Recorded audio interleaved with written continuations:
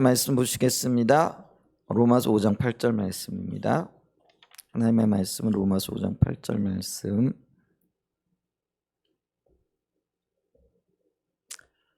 네, 우리 한 목소리로 같이 좀 봉독하겠습니다. 시작. 우리가 아직 죄인 되었을 때에 그리스도께서 우리를 위하여 죽으심으로 하나님께서 우리에 대한 자기의 사랑을 확증하셨느니라. 아멘. 네, 우리 주일날 아침에 십자가 복음을 지금 쭉 우리가 살펴보고 있고요. 그 십자가 복음 중에서도 십자가에 의한 의를 지금 요 주간이 아니라 계속해서 지금 다루고 있죠. 자, 십자가에 의한 삶이라는 것들은 몇 가지 면에서 이렇게 우리가 살펴봐야 할 영역이 있는데요. 이 십자가에 의한 삶을 살아가기 위해서는 먼저는 십자가 복음이 무언가에 대한 이해가 있어야 되죠. 십자가의 복음이라는 것은 어떤 십자가에서 이루어졌던 어떤 몇 가지 사건이 아니고 인격체 되신 예수 그리스도 그분 자신을 가리키죠. 그래서 예수님 안에서 이루어졌던 모든 일들을 포함하는 것을 보죠. 그렇기 때문에 우리는 무엇보다도 인격체 되신 예수 그리스도와의 친밀한 교제 가운데에서 이 인격체가 내 삶에 누려지는 것, 그게 이제 다른 말로 얘기하면은 우리 주님이 내 삶의 의가 되어지고 지혜가 되어지고 구속함이 되어지고 그리고 우리의 삶의 풍성함이 되어지는 이런 것들이 바로 내 삶에 누려지는 것들이 이게 바로 이제 십자가의 복음이라 이렇게 말씀을 드렸고요. 그리고 난 다음에 이게 십자가의 복음이라고 한다면은 우리는 오직 이것만 붙들고 살아가야 되는데 그게 이제 십자가에 의한 의를 붙드는 거죠. 십자가에 의한 의를 붙든다라는 것은 오직 십자가의 공로만을 의지하여 믿음으로 의지하여 살아가는 삶을 가리키죠. 그러니까 인격체 되신 예수 그리스도께서 나를 위해서 십자가에서 행해 주신 그 일들이죠. 그 일들을 붙잡고 그것을 공로 삼아 하나님 앞에 나아가는 거죠. 그래서 의라는 거는 두 가지의 어떤 의미가 있겠죠. 근데 가장 중요한 의미는 뭐냐면 우리가 하나님 앞에 설 수 있는 자격을 가리킬 때 의라는 말을 쓰는 거죠.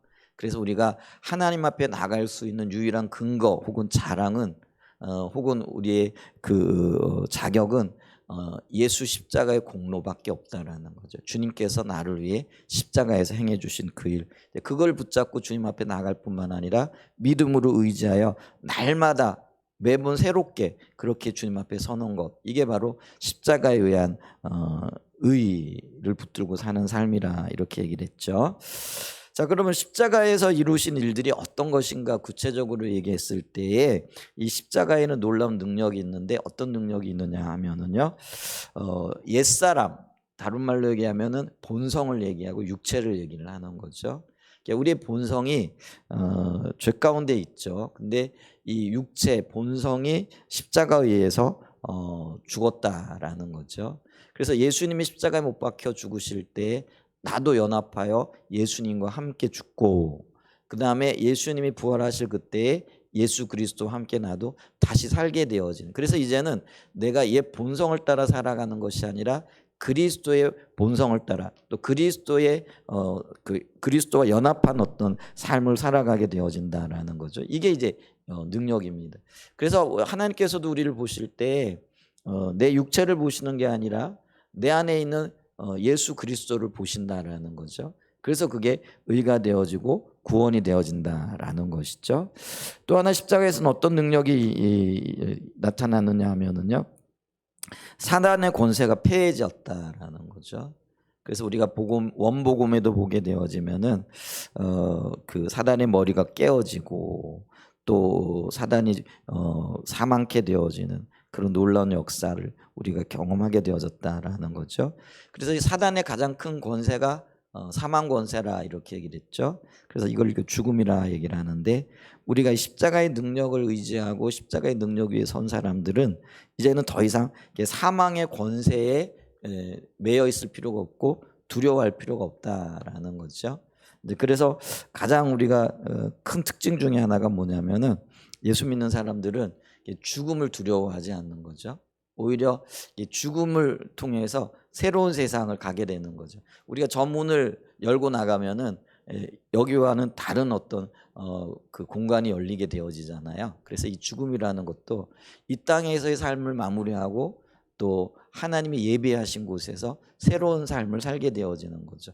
그러니까 이게 전혀 두려운 게 아니라 반드시 거쳐야 할 한 관문일 뿐이라는 거죠. 그래서 죽음을 우리가 맞이할 때도요, 우리 그리스도인들은요 굉장히 담담하게 맞이할 수 있는 거죠. 근데 이 사망 권세를 깨뜨리지 못한 자들, 예수를 알지 못하고 십자가의 능력을 알지 못하는 자들은요, 사망 권세에 매여 있어서요, 죽음을 굉장히 두려워하는 것을 이렇게 보죠. 이제 그게 가장 극명하게 드러나는 게요. 예를 들면은 우리가 뭐 임종을 맞이할 때의 모습이라 이렇게 얘기를 할 수 있죠.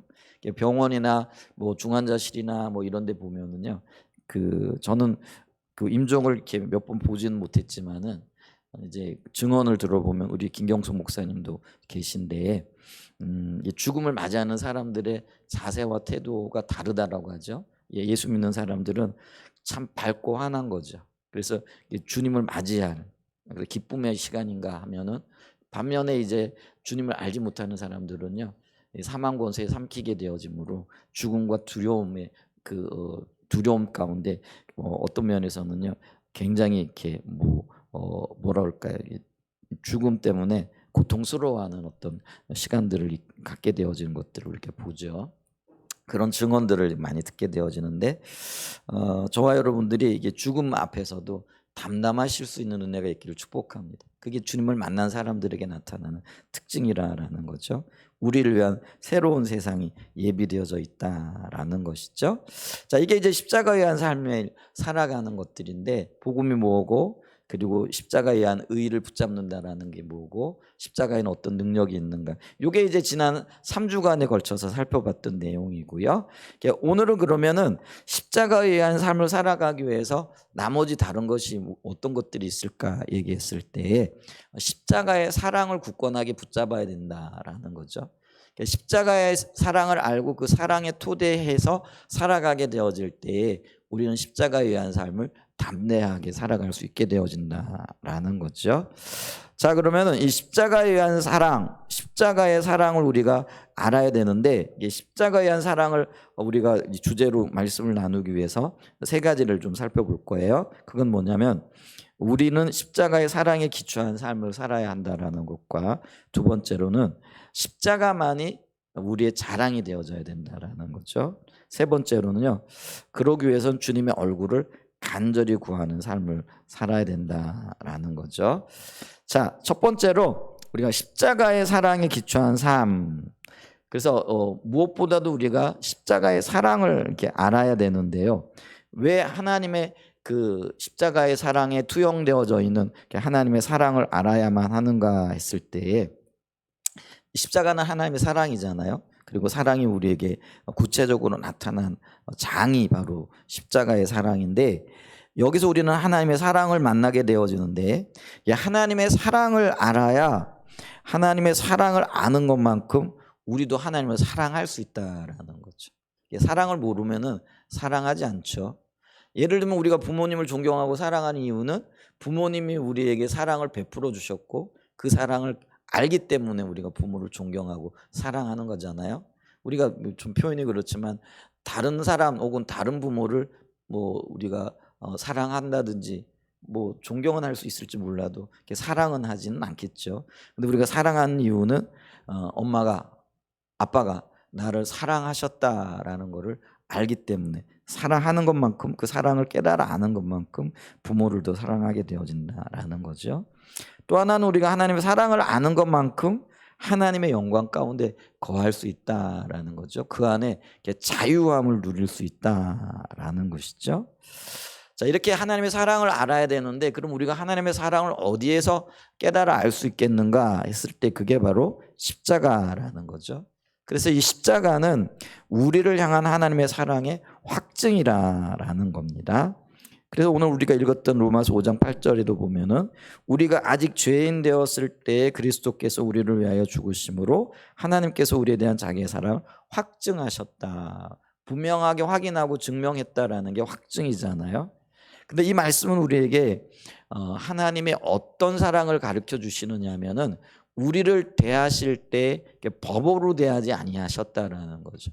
만약 법으로 대했다면은요, 저와 여러분들은 징계와 징벌을 받아야 됩니다. 이게 그 율법이 뭐냐면은요, 죄를 짓게 되어지면은 벌 받게 되어져 있다라는 거죠. 그래서 죄의 싹슨 사망이라, 죽음의 벌을, 영원한 형벌을 받게 되어진 게 이게 법에 의한 심판이지요.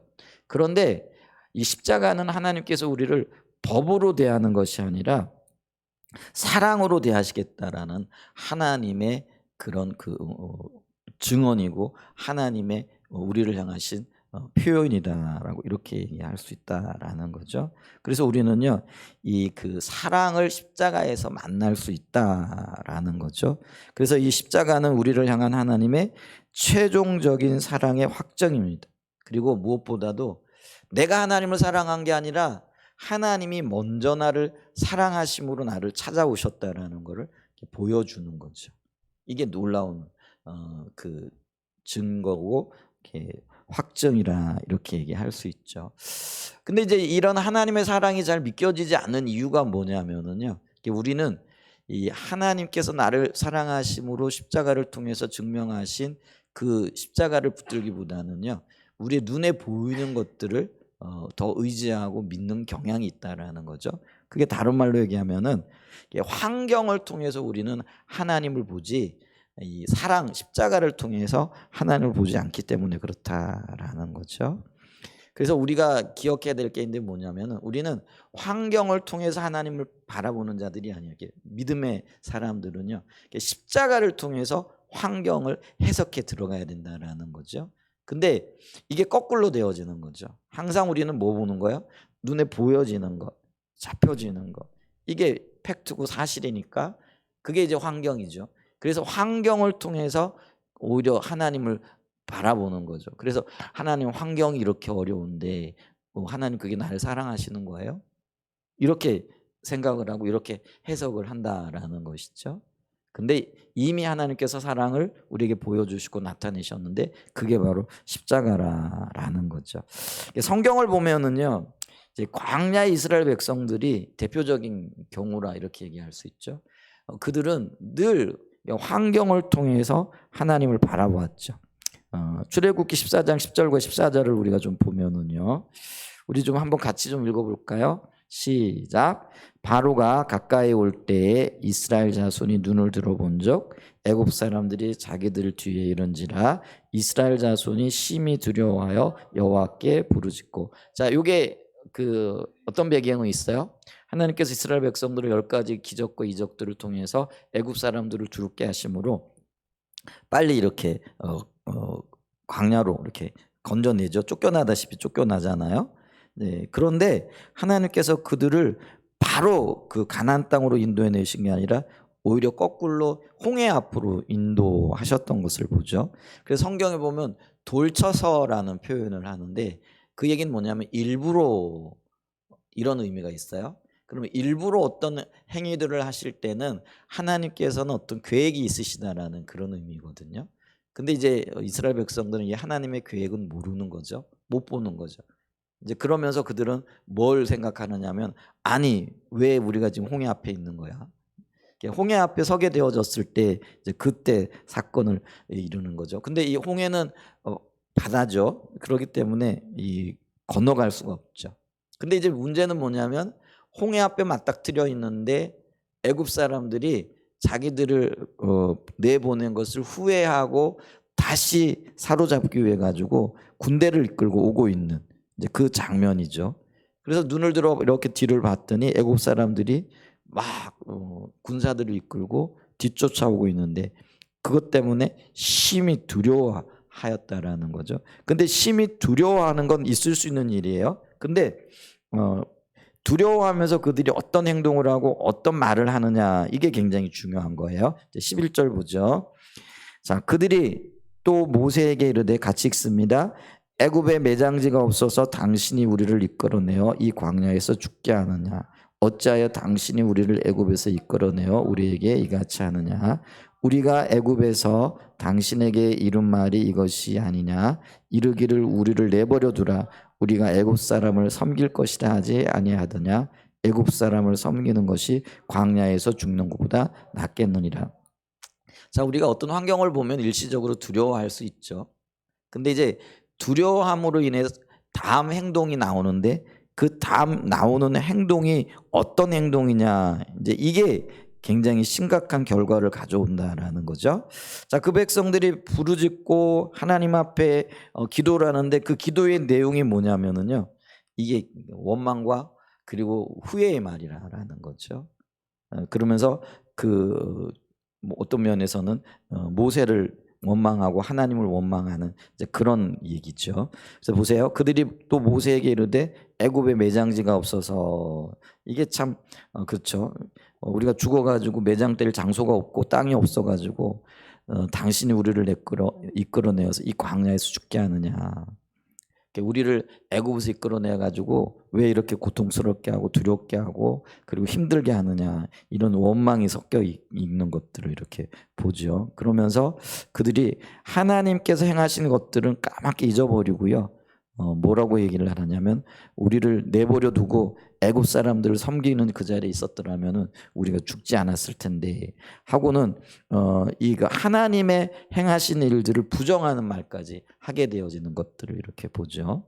이게 이제 환경에 초점이 맞춰지면은요, 주님이 지금까지 어떤 은혜를 베풀으셨고 어떤 놀라운 이적과 기적들 또 표적들을 통하여 우리를 인도하여 내셨는가, 이것까지도 새까맣게 잊어버리게 되어지는 이제 그런 일들이 있게 되죠. 이제 그러면서 원망과 불평의 온갖 언어들을 쏟아내는 것들을 이렇게 보죠. 심지어는 이런 것들이 조금 지나게 되어지면은요, 우리가 광야에서 이스라엘 백성들의 행위를 보면은 모세를 돌로 쳐 죽이려고 하는 이제 그런 어떤 행동까지 하게 되어지는 모습들을 이렇게 보죠. 자, 그런데 이들이 환경을 통해서 하나님의 계획, 의도 뭐 이런 것들을 환경에 초점을 맞추게 되어지면은요, 하나님의 의도나 계획들이 보여지지 않는다라는 거예요. 하나님은요, 일부러 그들을 홍해 앞에 갖다 놓으셨는데 그게 일부러 갖다 놨다라는 거는 하나님의 의도와 계획이 있다라는 거죠. 그 백성들로 하여금 하나님께서 얼마나 놀라우신 분인가를 보여주실 뿐만 아니라 이 홍해 사건을 통해서 이제는 애굽 민족뿐만 아니라 가나안 모든 민족들이 하나님 어떤 분이신가를 보여주기를 원하셨던 하나님의 계획이 있는 거죠. 그래서 나중에 이렇게 보면은 여호수아서에 보면은 그 기생 라합이 이런 고백을 하잖아요. 하나님께서 애굽 땅에서 행하셨던 일과 그리고 홍해에서 행했던 그 일들이 우리에게 분명히 들려졌다라는 거죠. 그것 때문에 간담이 녹는다라는 그런 표현을 하고, 그리고 라합 같은 경우는 그것 때문에 자기가 자기 민족을 버리고 하나님을 택하게 되어지는 결정과 결단을 하게 되어지는 이런 일들이 있게 되어지는 거잖아요. 그래서 하나님은 그런 일들을 행하시기 위한 계획을 가지고 계신 거예요. 여러분 놀랍지 않으세요? 하나님은요, 40년 후에 일어날 일들에 대해서도 이미 계획을 가지고 계십니다. 물론 하나님은요, 우리의 일생뿐만 아니라 온 인류의 역사까지도 주관하시는 분이기 때문에 수천 년 후의 일까지도 계획하고 계시고 그 일을 이미 손바닥 들여다보듯이 보고 계신 분이잖아요. 근데 우리는 이걸 모르는 거죠. 왜냐하면 환경이 너무 크니까 이 하나님의 의중과 의도가 안 보이는 거예요. 그러니까 내일 일도 안 보이는 거죠. 근데 기억하셔야 될 것은요, 하나님이 우리를 구원하셨는데 그 구원하실 때 그러면은 어떤 계획도 없이 인도함도 없이 하나님이 행하시고자 하시는 어떤 그런 인도함도 없이 우리를 무작정 아무 계획 없이 이끌어내셨겠는가라는 거죠. 그게 아니라는 거예요. 우리가 하나님을 바라보게 되면은요, 미처 그 계획이 뭔지는 잘 알지 못하지만은 하나님이 분명하게 의도가 있고 하나님의 계획이 있다라는 믿음이 생기는 거예요. 그러면 그 의도와 계획 때문에 안심하게 되어지는 거죠. 이게 평안을 누린다라는 거죠. 왜 우리가 평안이 없느냐, 두려움이 없느냐, 이게 안 보이기 때문인데, 이게 안 보이는 일이 결정적인 이유가 뭐냐면은요, 내 눈이 하나님이 아닌 환경에 가 있다라는 거죠. 사람에게 가 있다라는 거죠. 보이는 어떤 것들에 가 있게 된다라는 거죠. 그런데 문제는 뭐냐면 이렇게 환경에 초점이 맞춰 있게 되어지면은요, 결국에는 하나님을 대적하는 자리에까지 나가게 된다라는 거죠. 생각이 흩어지고 하나님을 대적하게 되어지고 그리고 하나님이 원하지 않는 행동들을 하게 되어지는 것들을 이렇게 보게 되는 거죠. 아마 이들은요 할 수만 있으면은 다시 애굽으로 돌아가고자 하는 그런 어떤 계획들이 있었을 줄 모르겠어요.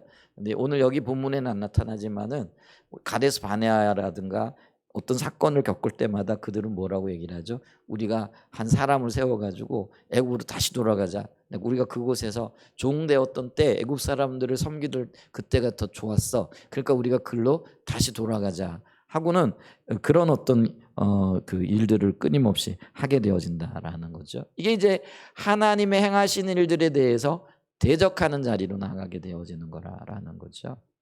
그래서 우리가 여러분 환경을 붙든다라는 게 뭐 환경 의지하고 환경 바라본다라는 그 이상의 의미를 가지고 있는데 불신의 행위일 뿐만 아니라 하나님을 대적하는 행위가 되어질 수 있다라는 것들을 기억해야 됩니다. 그런데 우리가 13절 이하에 보게 되어지면은요, 이 그 똑같이 그 홍해 앞에 섰던 이스라엘 백성들과 달리 모세는요 다른 반응을 하고 있다라는 거죠.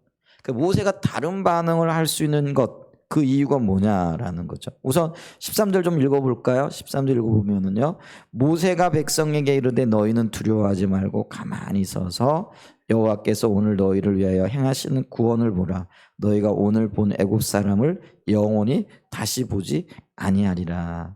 여호와께서 너희를 위하여 싸우시리니 너희는 가만히 있을지니라. 이렇게 지금 얘기를 하고 있다라는 거죠.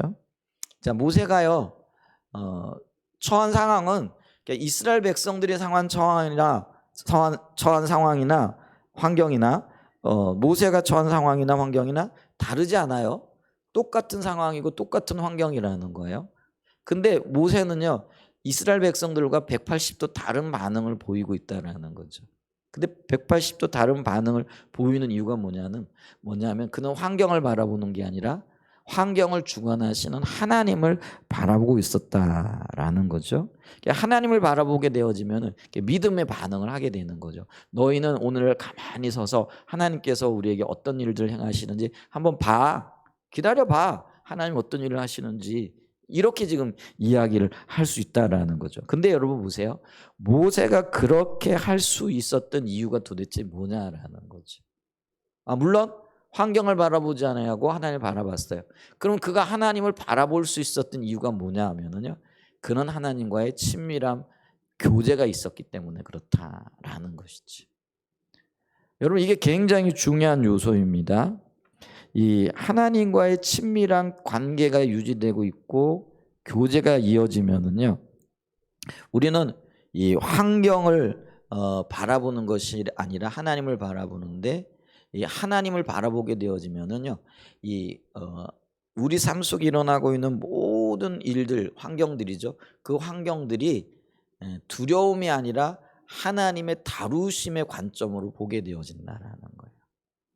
그러니까 내 삶 속에 일어나고 있는 어려운 일들, 공고하고 고통스러운 그 일들도 하나님이 나를 다루시고 계시다라는 관점으로 볼 수 있게 되어진다라는 거죠. 자, 하나님의 그 다루심의 관점으로 보게 되어지면은요, 이 환경이 어떻게 보이느냐면은요, 가장 먼저는요, 하나님은 언제나 선하시기 때문에 이 그 환경도 하나님께서 나를 선하신 길로 인도하시기 위한 하나님의 계획으로 보여진다라는 거죠. 이게 선이라는 거는 하나님의 뜻이죠. 하나님의 뜻 가운데로 나를 이끌기 위한 장치로 보여진다라는 거죠. 그래서 사도 바울도요 로마서 8장 28절에 보면 하나님을 사랑하는 자 곧 그 뜻대로 부르심을 입은 자들에게는 모든 것이 합력하여 선을 이루시느니라. 이 선이 하나님의 뜻이라 그랬잖아요. 그래서 하나님의 뜻을 이루기 위하여 환경도 또 내 삶의 모든 여건들도 하나님이 잡고 계시고 이끌고 계시다라는 것이죠. 그렇기 때문에 우리는 여기서요 환경 속에 일하시는 하나님을 인정하게 되어지는 거예요. 다루심의 관점에서 보면은요. 그래서 하나님과의 그 사랑의 관계 가운데 혹은 주님과의 어떤 친밀한 교제 가운데 있게 되어지면은요. 내가 실수한 것 혹은 내가 연약한 자리에서 겪고 있고 힘들어하는 그 일들까지도요. 심지어 내가 짓는 죄까지도 합력하여 선을 이루게 되어지는 하나님의 사랑을 만나게 되어진다라는 것이죠. 그래서 이 모세가요. 지금 환경적으로 볼 때는 앞에는 홍해고 뒤에는 애국 군대가 지금 쳐들어오고 있지만은 친밀한 교제 가운데에서 하나님께서 나를 다루고 계시고 이 백성들을 다루고 계시다라는 그 하나님의 계획을 보게 되는 거죠.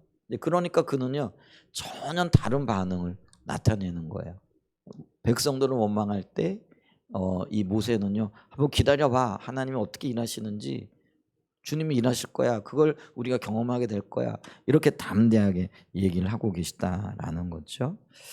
그 다음에 우리가 이 환경을 다루심의 관점으로 보게 되어지면은요. 두 번째로 우리가 뭘 알 수 있느냐면은요. 하나님이 반드시 나를 빚어가신다라는 거. 그렇기 때문에요. 어제 내가 다르고 내일에 내가 다를 거라는 거죠.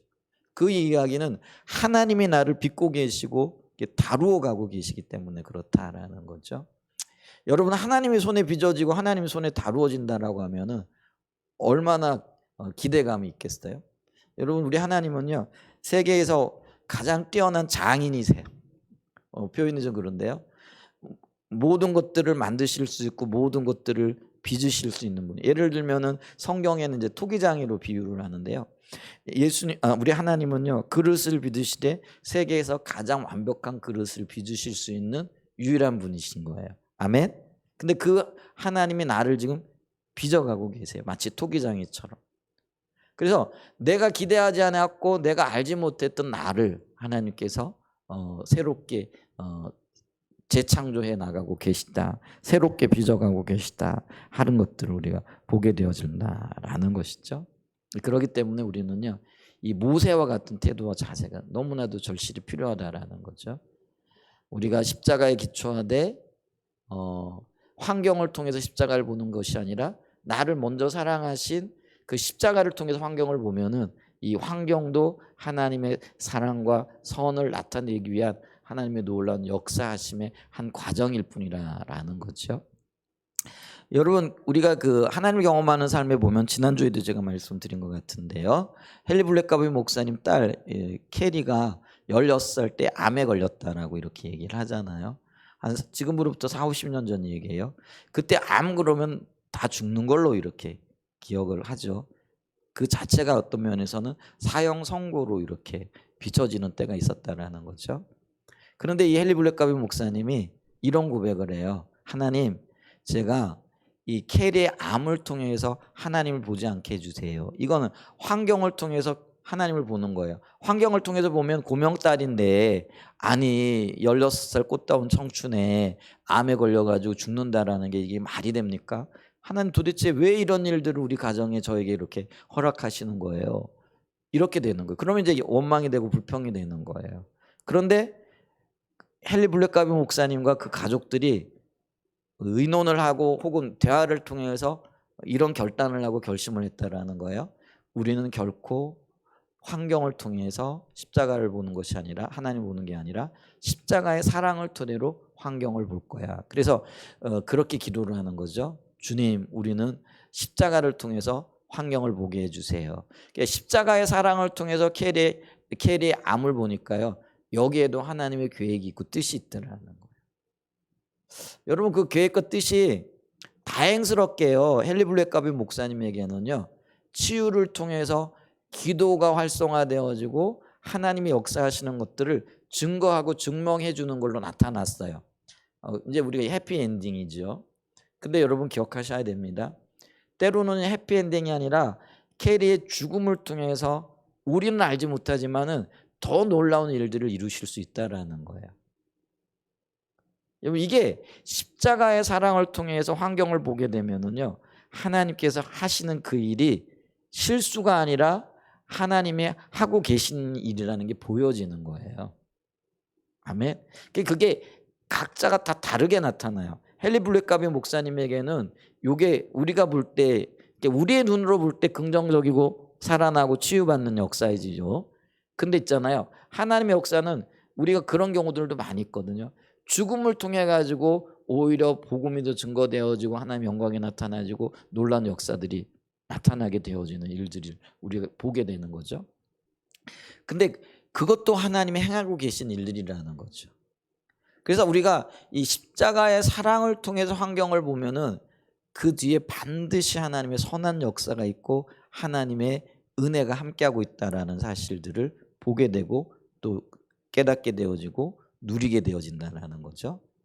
그걸 우리가 좀 분명하게 인식할 수 있는 은혜가 있기를 축복합니다. 지금 어떤 처지에 있으세요? 우리 좀 교회 식구들 보면은 어머님 편찮으셔, 또 여러 가지 일들이 있어. 참 은혜가 필요하고요. 기도하고 있습니다. 근데 여러분 그것을 통해서 하나님 바라보는 게 아니라요.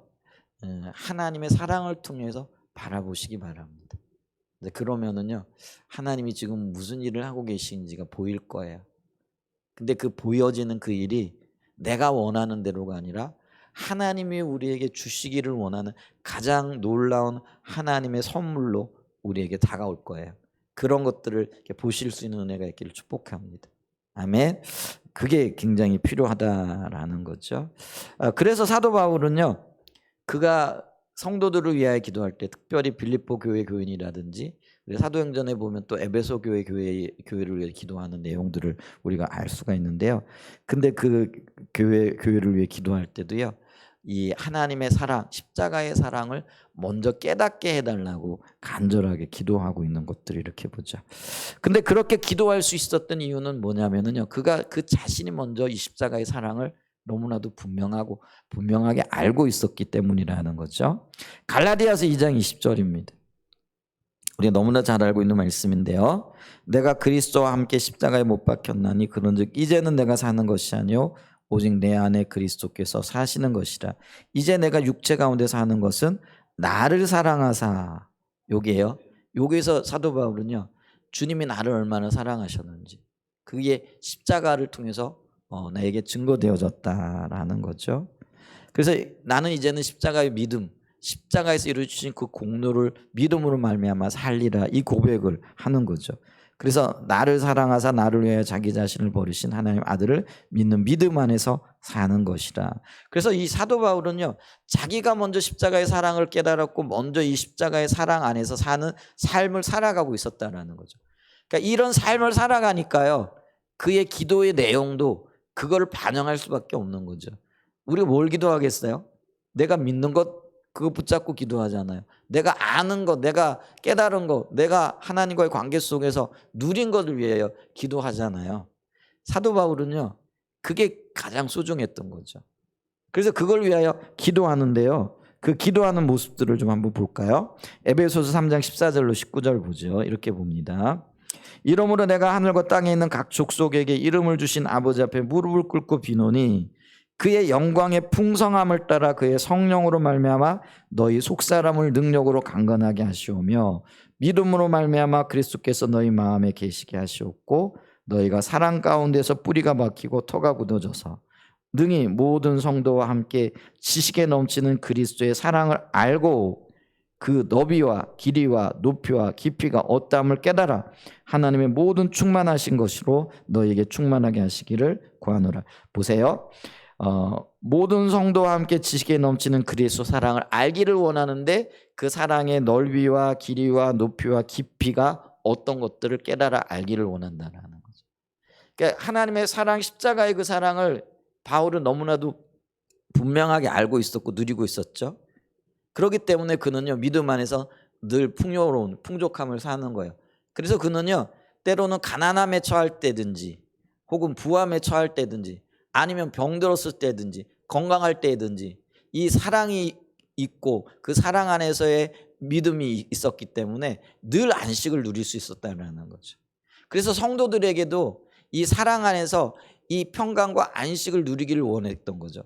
그러기 위해서는 하나님의 십자가의 사랑이 얼마나 크고 얼마나 놀랍고 얼마나 깊은가를 알기를 원하는 거죠. 그래서 그걸 위하여 기도하는 거예요. 사랑의 넓이와 높이와 길이와 그리고 그 너비가 얼마나 크고 풍성한지를 깨달아 알기를 원했다라는 거죠. 여러분 우리가 이 하나님의 사랑을 넓이로 알고 길이로 알고 높이로 알고 그리고 넓이, 깊이, 높이, 깊이 알게 되어지는 그런 은혜가 있으시기를 축복합니다. 하나하나에는요 하나님이 우리를 기다려 주시는 그 사랑의 그 인내가 이렇게 있고요. 우리를 위해 사랑하시되 자기의 생명을 내어놓는 깊이 있는 사랑, 이런 것들까지 포함이 되어져 있다라는 것들을 기억할 수 있는 은혜가 있으시기를 축복합니다. 그러므로 우리가요 이 십자가의 사랑에 기초하고 십자가의 사랑이 어떠한 것들을 알고 살아가게 되어질 때요, 야 내가 주님과 동행하는 삶, 주님과 함께하는 삶을 살아야 되겠구나, 이걸 이제 우리가 결단하게 되어지고 그런 삶을 살아가게 되어지는 거죠. 이제 그런 가운데 우리의 삶이요 십자가와 함께하는 삶, 십자가에 의한 삶의 열매들을 맺는 그런 자리로 나가게끔 되어져 있다라는 거죠. 아멘. 그래서 우리는요 십자가의 사랑을 토대로, 십자가의 사랑의 기초에서 우리의 믿음의 삶이 차곡차곡 건물로 지어지는 그런 아름다운 삶이 되어질 수 있는 은혜가 있기를 축복합니다. 두 번째로요, 이제 그리스도의 십자가만이 우리의 유일한 자랑이 되어진다라는 거죠. 성경에서 말하는 자랑은요, 이게 의지하는 것과 관련이 되어져 있어요. 여러분, 내가 믿고 의지하니까 자랑하는 거잖아요. 그러니까 내가 십자가를 믿고 십자가가 내 삶의 토대가 되어지니까 내가 그걸 자랑하는 거예요.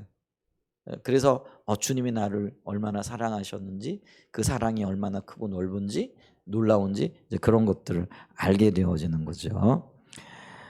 자, 여러분, 우리가 이 그 십자가만을 자랑하기 위해서는요, 아까도 얘기했지만 십자가의 사랑에 토대해야 되는데, 이 십자가의 사랑이 얼마나 완전하고 완벽한가, 이걸 우리가 좀 느껴보고 또 생각해 봐야 되는데요. 이 하나님의 사랑이 우리에게 얼마나 크신지, 하나님께서는요 이 아들의 고통, 그러니까 독생자 예수님의 고통, 이게 이제 십자가의 고통이잖아요. 근데 그 십자가에서 절규하시는 아들 예수님의 그 부르짖음을 외면하시는 거죠. 그래서 이제 우리가 예수님이 죽으실 때의 장면을 보면은 그 검은 구름이 해를 덮죠. 이제 그게 이제 주님의 부르짖음에 눈을 닫고 귀를 닫으시는 아버지의 마음을 나타내고 표현해주는 이제 그런 어떤 것들인데, 여러분 우리가 예수님께서 엘리 엘리 라마 사박다니 이렇게 부르짖으시잖아요. 근데 그게 이제 아들 예수님이 아버지 하나님에게서 느끼는 어떤 면에서는요 버림받음이죠. 그잖아요. 아들이 아버지에게 아빠 나 좀 살려줘, 나 지금 죽게 생겼어. 얘 뭐 있는 힘을 다해서 어쩌면은 눈에 핏발이 서고 목에 핏줄이 터질 정도로 소리를 치는 거죠. 그런데 이 구해줄 수 있는 능력이 있는 아버지 하나님은요 애써 그것을 눈을 감으시는 거죠. 왜냐하면은 저와 여러분을 살리시기 위해서. 만약에 그때 그 아버지의 정에 못 이겨가지고요 예수님을 십자가에서 살리셨으면은 저와 여러분을 향한 사랑은 표현되어지지 못했을 것이고, 우리는 구원받지 못했을 것이고, 하나님의 뜻은 이루어지지 않았을 거라는 것이죠. 그래서 아들의 고통에 눈을 감으시고 그의 부르짖음에 귀를 막으심으로써 하나님만이 하실 수 있는, 혹은 하나님만이 사하실 수 있는 죄를 대속하시기 위해 그런 일을 행하셨다라는 것. 이게 하나님의 사랑입니다. 이게 완전하신 하나님의 사랑이거든요. 저와 여러분을 향하신 완전하신 하나님의 사랑인데, 이 완전하신 하나님의 사랑을 알아야만이 하나님만을 자랑하는 자리, 하나님만을 나타내는 그런 자리에 서게 되어진다라는 거죠.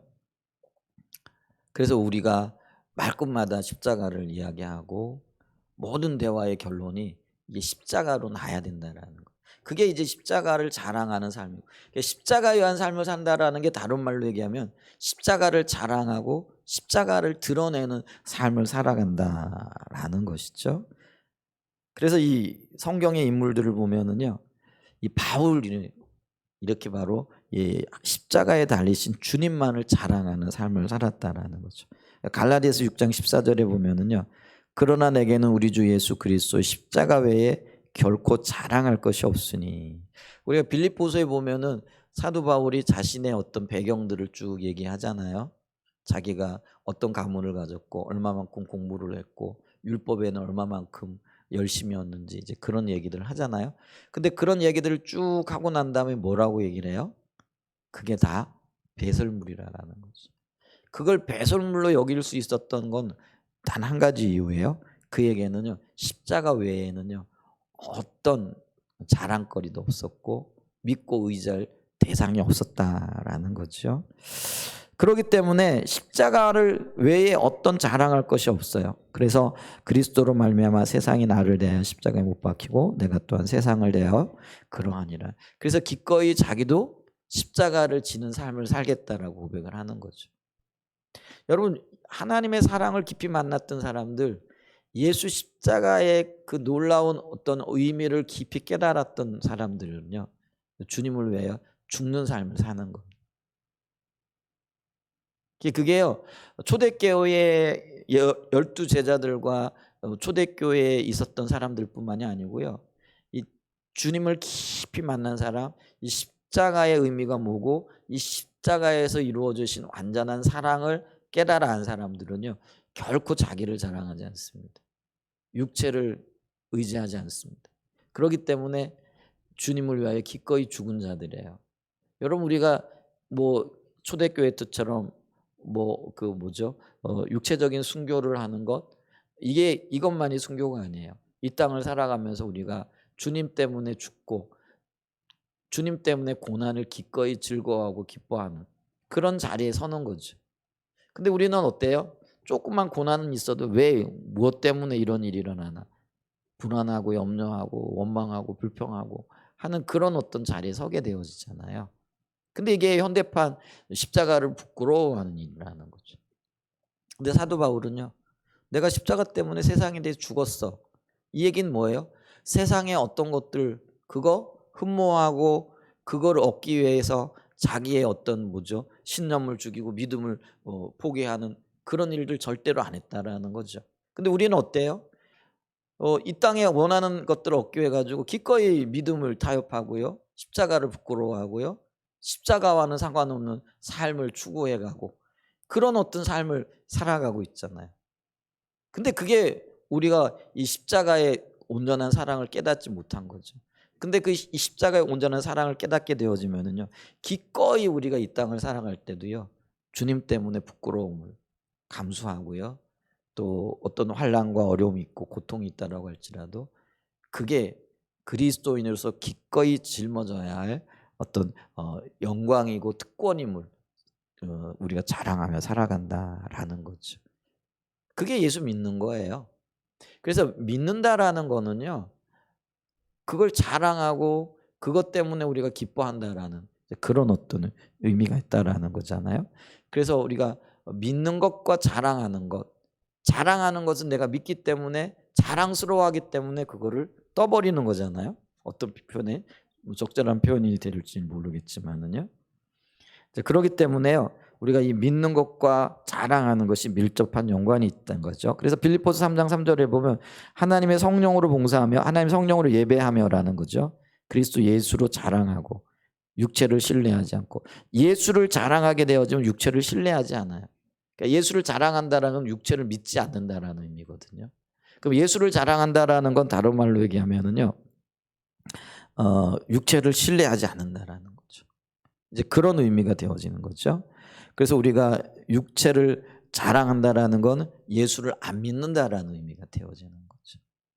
그래서 우리가 예수님만이 우리의 유일한 자랑이고, 그 얘기는 예수님만이 우리의 유일한 신뢰와 믿음의 토대가 되어져야 된다라는 것들을 말해주고 있다라는 것이죠. 그래서 저와 여러분들이 나의 삶에 십자가가 예수 그리스도만이 유일한 자랑이 되어지는 그런 은혜가 있기를 축복합니다.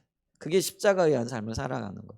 다른 것들을 믿고 다른 것들을 신뢰하고 다른 것들에 마치 뭐죠?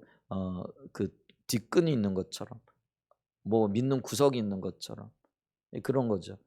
그래서 예수 외에 다른 것들이 나의 믿음의 어떤 끈이 되어지면은요, 나는 예수님이 자랑거리가 아닌 거죠. 이럴 수 있어요. 뭐 이렇게 물질적인 어떤 난 예수님만 믿는다 그러는데 물질적인 부가 있기 때문에 예수님을 믿는 거죠. 그 부가 없어져도 예수님을 믿을 수 있느냐라는 거. 이게 이제 어떤 면에서 좀 심각하죠. 건강하지 않을 때에도요, 나는 예수님만이 믿음의 대상이고 자랑의 대상이 되어지는 것. 아무 일 없을 때는 예수님을 자랑거리고 믿음의 대상이 되어져요. 근데 삶에 회오리바람들이 몰아치잖아요. 그러면은 예수님 믿는 것이 이게 내가 제대로 믿고 있는 거야? 예수님이 나를 사랑하시는 거야? 안 사랑하시는 거야? 이렇게 되어지면요, 실상 그게 어떻게 되는 거예요? 예수님을 안 믿는 거라는 거, 자랑하지 않는 거라는 거. 그럼 내가 진짜 믿는 건 뭐예요? 그 환경이었어요. 내 삶 속에 일어나는 어떤 일들이었어요. 내가 가지고 있는 어떤 부, 명예, 이런 것들이 정말로 내가 믿는 것들이었다라는 거죠. 오늘날 우리가요, 참 그런 경우들이 많아요. 이게 무너지면은요, 신앙도 무너지는 거죠. 그런 경우들이 많잖아요. 근데 예수님만 자랑돼야 된다라는 건 이 모든 것들이 무너져도요, 여전히 예수님만이 나의 유일한 자랑인 거예요. 아멘.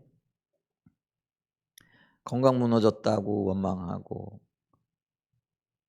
어려운 일 당한다고 불평하고, 어떤 일들 생겼다고 하나님 나 안 사랑하시는가 봐 이러는 거, 이게요,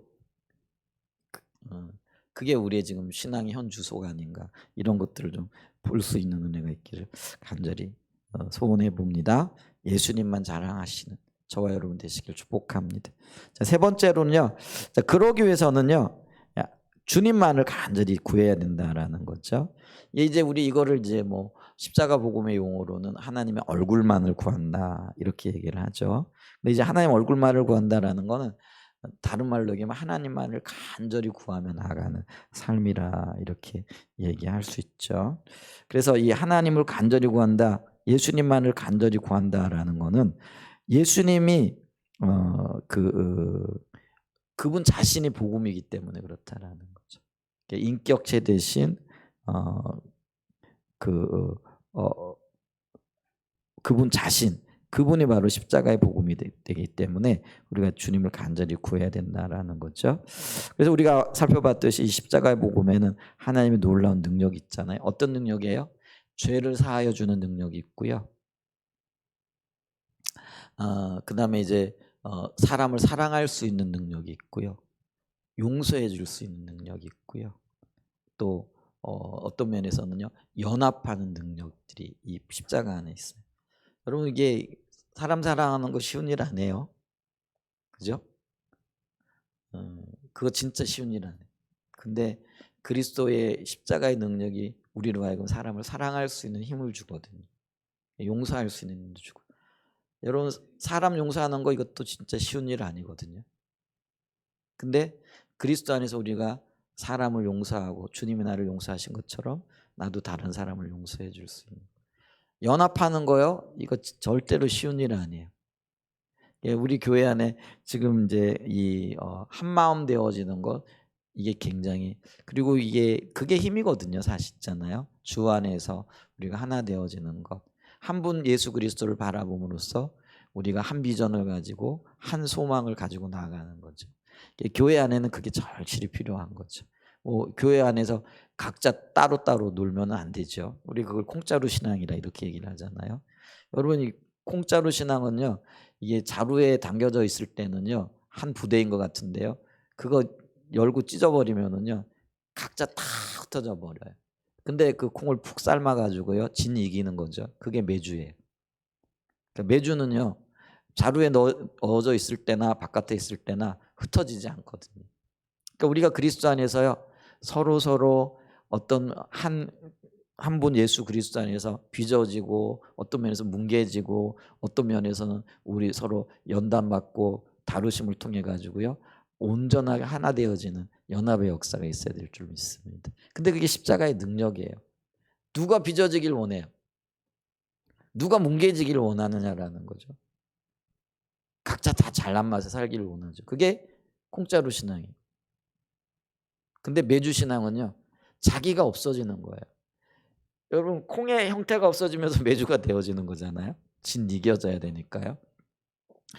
우리 안에요, 우리가 한사랑 예전교회 성도들로서요, 개개인의 신앙, 개개인의 어떤 비전 이런 것들이요, 다 주님 안에서 뭉개져야 돼요. 표현이 좀 그런가요? 그게 주님 안에서 다룸받아야 된다고요. 그래서 너와 나의 신앙이, 너와 나의 비전이, 너와 나의 소망이 하나가 되어져야 되는 거예요. 아멘? 이제 그렇게 되어질 때 이게 강력한 힘이 있는 거죠. 그리고 이 힘을 토대로 우리가 주의 일을 이루어 나가고 주님의 뜻이 이루어지는 놀라운 역사들이 있게 되어진 줄 믿습니다. 근데 그게요, 주님 찾을 때 가능한 거예요. 주님 안 찾으면은요, 자기가 살아나기 시작을 하는 거죠. 그래서 자기가 살아나게 되어지면은요, 보여지는 것, 아까 그래, 이스라엘 백성들이요, 자기가 살아있기 때문에 자기 주장을 하고 자기 눈에 보이는 것을 가지고 반응하는 거죠. 근데 모세는 어때요? 주님 안에서 죽은 자가 되어지는 거죠. 그러니까 주님과의 친밀한 교제 가운데 자기가 죽은 자가 되고, 죽은 자가 되니까 하나님의 계획을 묻는 거예요. 보게 되는 거예요. 듣게 되어지는 거죠. 그런 역사들이 저와 여러분의 삶에 있기를 축복합니다. 그래서 보세요, 우리가 주님을 간절히 찾아야 할 이유, 내가 힘이 아니고요, 환경이 능력이 아니고요, 주님이 힘이고 주님이 능력이기 때문에 그래요. 그러니까 십자가가 능력이기 때문에 그래요. 아멘. 그래서 우리가 이 주님을 찾아야 돼요. 십자가는 예수 그리스도 그분 자신이라는 것이죠. 그래서 우리는요, 결국 주님을 아는 것만큼, 안다라는 건 경험한 것만큼이거든요. 이 경험했다라는 거는 얼마만큼 주님을 찾았느냐와 관련이 있다라는 거죠. 우리는 이렇게 해요. 주님이 먼저 나를 사랑하셨으니까 모든 것들을 그냥 주님의 뜻대로 이루어 주시면 되지. 그게 아니고요, 주님이 일하시는 영역이 동역자의 삶이라는 거예요. 그래서 이 동역자라는 건 주님을 알고 또 주님께 가까이 나가는 것과 굉장히 밀접한 연관이 있다라는 거죠. 주님이 은혜를 베푸시지만 내가 해야 될 한 가지 일이 있어요. 그게 뭐냐면 주님을 찾는 일입니다. 그러니까 찾는 것만큼 주님을 경험하게 되어지고, 경험하는 것만큼 능력의 삶을 살아가게 되어질 수 있다라는 것입니다. 결국은 우리는 기억해야 됩니다. 이 십자가의 능력이 하나님의 생명이라는 거죠. 그래서 우리가 십자가로 가까이 갈 때, 다른 말로 얘기하면 주님을 찾고 주님께로 가까이 나가게 할 때 하나님도 우리에게 가까이 오신다라는 거죠. 그래서 주님은 우리에게 찾아라, 구하라, 두드리라 이렇게 얘기를 하는 거예요. 여러분, 찾고 구하고 두드리는 거는 내가 해야 할 일이에요. 발견되어지는 거는 주님이 하시는 일이라는 거죠. 아멘. 그래서 우리가 그 생명이시기 때문에 찾고 구하고 주님께로 나가야 될 줄 믿습니다. 그래서 내가 하나님과 함께하면 하나님도 나와 함께 하신다. 이게 황금률이라 그랬잖아요. 성경에 굉장히 중요한 교훈이라 그랬죠. 다른 말로 얘기하면은요, 이게 주님을 찾고 구하고 두드리는 게 내가 신앙의 본질 안에 거하는 거라는 거죠. 신앙의 본질이 두 가지 요소가 있다 그랬잖아요. 하나님을 아는 거라 그랬잖아요. 하나님을 아는 것에는 찾는 것과 주님을 사랑하되 내 모든 것들로 사랑하는 것이 있고요. 또 하나는 뭐가 있는 거죠? 주님이 비추신 그것들을 내 모든 것들로 동역하고 동참하는 게 필요하다라는 거죠. 그래서 내가 신앙의 본질에 거하는 그것이 하나님이 나와 함께 하심이라는 것이죠. 그걸 우리가 기억을 해야죠. 그래서 이 신앙의 본질은 다름이 아니라 하나님을 아는 것이다. 내가 얼마만큼 아느냐에 따라서 본질 안에 거하게 되어지는 역사들이 있게 되어진다라는 것이죠. 그래서 우리가 이 십자가에 의한 삶을 살기 위해서는요, 주님을 알아야 되는데, 주님을 아는 것도 우리가 주님을 찾는 가운데 성령께서 깨닫게 하시고 비춰주셔야 가능하다라는 거죠. 이걸 우리가 성령의 조명이라는 거죠. 그래서 우리가 성령의 조명을 받아야 하는 이유는 십자가에서 이루신 승리를 주님께 깨닫게 하심으로써 그 깨달음을 토대로 해서 그 위에 서는 것만큼, 우리가 믿음으로 서는 것만큼 그것이 나의 힘이 되어지고 능력이 되어진다라는 것이죠. 그래서 이 성령께서 예배 가운데 또 말씀을 듣는 가운데 성도들과 교제하는 가운데 모든 삶의 영역에 있어서 아버지의 그 사랑, 완전하신 하나님의 그 사랑이 보다도 분명하게 깨달아지게 하시는 은혜를 베풀어 주시기를 간절히 원합니다. 아멘. 근데 이게 상호작용을 한다라는 거죠. 그런 마음이 없는데도 성령께서 비춰주시고 깨닫게 하시지는 않는다라는 거예요. 그러니까 지금 우리에게 굉장히 중요한 관건은 뭐겠어요? 삶의 매 순간마다 주님께 초점을 맞추는 거예요. 주님께 초점을 맞출 때 클로즈업 되어지는 게 있다라는 거예요. 초점을 안 맞췄는데 클로즈업 안 되잖아요. 우리가 카메라 원리도 마찬가지잖아요. 지금은 뭐 핸드폰이 이렇게 기능이 좋아가지고 자동 초점이 맞춰지더라고요. 근데 우리가 옛날 카메라 생각해 보세요. 사진 찍으려면 뭐 돌리고 뭐 이렇게 하잖아요. 그게 클로즈업 시키고 초점 맞추는 거잖아요. 근데 그 초점을 맞춰 나갈 때 딱 대상에 초점이 맞춰지면서 결과물이 나타나게 되어지듯이 우리가 매 순간 주님께 초점을 맞추지 않으면은요, 이 클로즈업 되는 게 없다라는 거예요. 하나님의 의도, 의중, 하나님이 우리를 어디로 이끌고 계신 것, 하나님의 마음, 또 하나님의 어떤 목적들, 이런 것들이 비춰지지가 않는다라는 거예요. 그래서 우리가 하나님께 내 삶의 초점을 맞출 때에 하나님께서 하나님 자신과 하나님의 목적과 하나님의 길들을 우리에게 보여주신다라는 거죠. 근데 그러기 위해서 우리가 지금 해야 할 일이 뭐예요? 초점 맞추는 거죠. 초점 맞추는 일, 이제 그게 인식하는 거죠. 주님이 이 공간 가운데 우리와 함께하고 계신다라는 거. 밥을 먹을 때도 함께하고 계신다라는 거. 누구와 대화를 할 때도 주님이 함께하고 계신다라는 걸 인식하는 거예요. 누군가가 나를 지켜보고 있고 내 옆에 있다라는 것, 이거를 인식할 때 우리가 말하고 행동하는 게 달라지는 거죠. 이게 인식 못 되면은요, 내가 하고 싶은 대로 하는 거죠. 근데 그 인식의 존재가 하나님이라고 할 때 우리가 우리의 삶에서 얼마나 경각심을 가질 수 있겠느냐라는 것이죠. 아멘. 그래서 우리 그 경건표에 5분마다 하나님 인식하기, 이게 잘 안 될 거예요. 근데 하나님 함께 계시지, 요것만 생각하는 것만으로도요, 우리의 말과 행동과 이 어떤 초점들이 굉장히 달라질 겁니다. 그러니까 의도적으로 좀 노력해보고 의도적으로 맞춰갈 수 있는 그런 은혜가 있으시기를 간절히 축복하고 축원드립니다. 그래서 이게 별것 아닌 것 같아도요, 엄청난 결과. 이제 이런 거를요, 일주일 내내 하고 한 달 내내 하고 1년 12달 한번 했다고 생각을 해보세요. 그러면은요, 그 나타나는 열매가 엄청나게 달라질 거라는 것들을 기억하실 수 있기를 축복합니다. 아멘. 우리는 지금 십자가에 의한 삶을 살펴봤고요. 십자가에 의한 삶 가운데 십자가의 사랑을 깨달아야 된다. 우리가 십자가의 사랑이 토대해야 되는데 우리의 모든 삶의 기초에 십자가가 있어야 된다. 그게 사랑이다라는 걸 살펴봤고요. 그 다음에 또 하나는 십자가에 의한 삶을 살아간다라는 것은 십자가만을 자랑한다고, 예수 그리스도만을 자랑하는 삶이 되어져야 된다.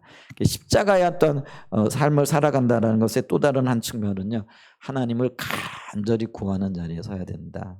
우리의 초점이 주님께 순간순간 맞추어져야 된다 하는 부분들을 좀 살펴봤습니다. 이런 삶을 토대로 주님과 교제하고 또 주님과 동행하는 삶을 날마다 살아갈 수 있는 귀한 은혜가 있으시기를 예수님의 이름으로 간절히 축복하고 축원드립니다. 아멘.